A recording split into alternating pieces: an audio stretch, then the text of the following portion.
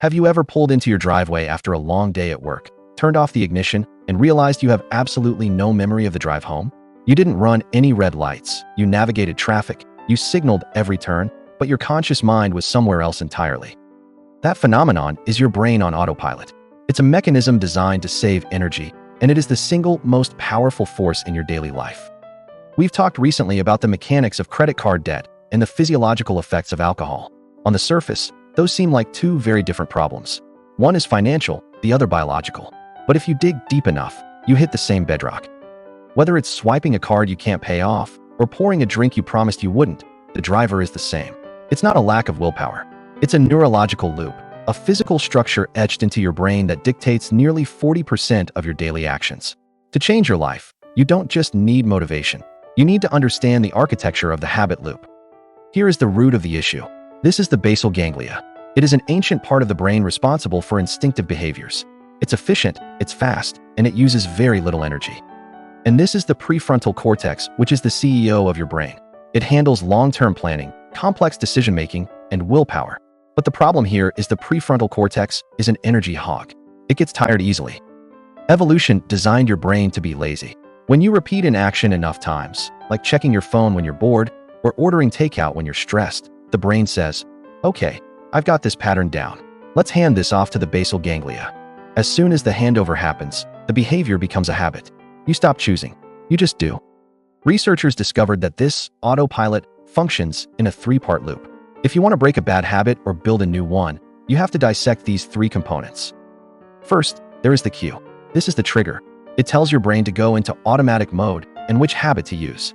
A cue can be a time of day, a specific location, an emotional state, or even a notification sound on your phone. Next comes the routine. This is the behavior itself.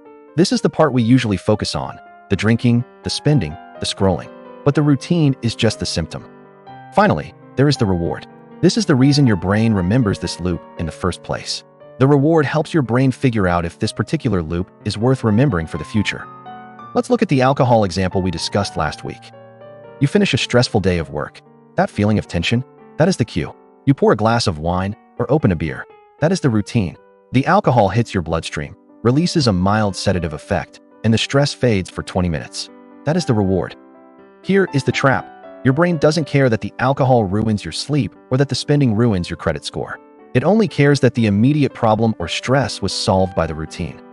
Over time, something dangerous happens. Initially, you get a dopamine spike after the reward. But once the habit is set, the dopamine spikes the moment you see the cue. The moment you feel stress, your brain anticipates the relief of the drink. This creates a neurological craving. If you don't satisfy it, anxiety mounts. This is why just saying no is so difficult. You are fighting a chemical surge that is screaming at you to complete the loop. So how do we rewire this? Most people try to use willpower to stop the routine. They say, "I will just stop spending." That rarely works because you haven't addressed the cue or the reward. To change a habit, you must abide by the golden rule of habit change. You cannot extinguish a bad habit. You can only change it. Here is the protocol for rewiring your brain. Step 1. Isolate the cue. Next time you feel the urge to do that thing you want to stop, pause. Become a scientist and ask yourself, what time is it? Where are you? Who are you with? And most importantly, what are you feeling? Are you actually hungry? Or are you just bored? Are you thirsty for a drink? Or are you just needing to decompress from work? Step 2. Keep the cue and the reward, but switch the routine. If your cue is stress at 5 p.m. and your reward is relaxation, you need a new routine that delivers relaxation. Instead of the bar, the routine becomes a 15-minute high-intensity workout or a hot shower or calling a friend. At first, it won't feel as high voltage as the bad habit, but if it provides the reward of relief, your brain will eventually accept the new programming. Step 3. Engineer friction. This is the secret weapon. If you want to build a good habit, reduce the friction to 0. If you want to start reading, put the book on your pillow.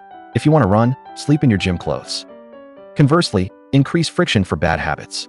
If you have a spending problem, unsave your credit card info from your browser. Make yourself walk to the other room to get the wallet. That extra 20 seconds of effort gives your prefrontal cortex just enough time to wake up and intervene before the basal ganglia takes over. We often think our habits are our destiny. We say, "I'm just a smoker," or "I'm just bad with money." But you are not your habits. You are the architect of them. It is simply biology, and biology can be engineered.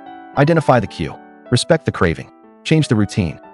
It won't happen overnight. Studies suggest it takes anywhere from 18 to 254 days to solidify a new behavior, but it starts with noticing the loop. Building a better life is a habit in itself, so make understanding your psychology a part of your routine by subscribing. I'd love to hear what specific cues you've identified in your own life down in the comments. And if you found value in this analysis, hitting like helps the algorithm get this science to others who need it. See you in the next one.